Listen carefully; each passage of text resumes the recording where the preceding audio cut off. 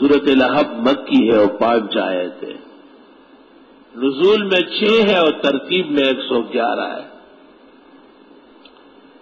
اس صورت میں بھی آپ کے دشمنوں کے ملیامت ہونے کے اعلانات ہیں۔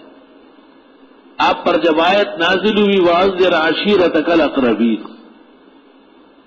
اپنے قریبی لوگوں کو ڈرائے، تو آپ نے کوہ صفا سے اہل مکہ کو بلایا جو خود نہیں آ سکتا تھا، قائم مقام بھیجا۔ ابو لہب بھی اس میں آیا، تقریر سننے کے بعد برا مان گیا۔ آپ نے مقرر کی طرح ہاتھ ہلایا تھا، یا ایھا الناس، یا اہل مکہ، یا بنی فہر، یا بنی عدنان، آ جاؤ اور اسلام سنو۔ اقولوا لا الہ الا اللہ تفلحوا۔ تو اس نے کہا ہاتھ ہلا کے ہمیں اس لیے بلائے تیرا ہاتھ ٹوٹے، معاذ اللہ، استغفر اللہ۔ اللہ نے کہا اچھا، تبت یدا ابی لہب، دونوں ہاتھ ٹوٹ گئے ابو لہب کے، اور وہ تب وہ بھی تباہ ہوگا۔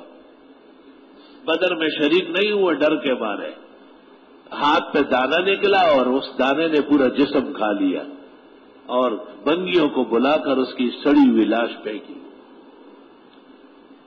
ما اغنی عنہ مالہ وما کسب، کام نہیں آیا اس کا مال اور نہ جو اس نے کمایا۔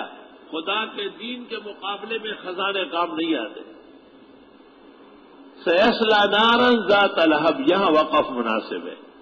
ان قریب جا گرے گا آگ میں جو شعلوں والی ہے۔ مختصر المعانی میں ہے، اس کا نام رکھا گیا تھا ابو لہب، خوبصورت تھا بہت، شعلہ آگ۔ اللہ نے کہا نہ یہ ابو لہب اس لیے کہ سیصلی نارا ذات لہب، ان قریب جا گرے گا شعلوں والی آگ میں۔ وامرأتہ حمالۃ الحطب، اور بیوی اس کی جو اٹھا کے گٹھے لا رہی تھی لکڑیوں کی، کانٹوں کی، اور نبی کے راستے میں ڈالتی تھی۔ اور بےایمان عورت کا نام تھا ام جمیل العورا، بینگی۔ فی جیدہا حبل من مسد، اس کے گلے میں رسا کھجور کا پس گیا اور اسی سے مردار ہو گئی۔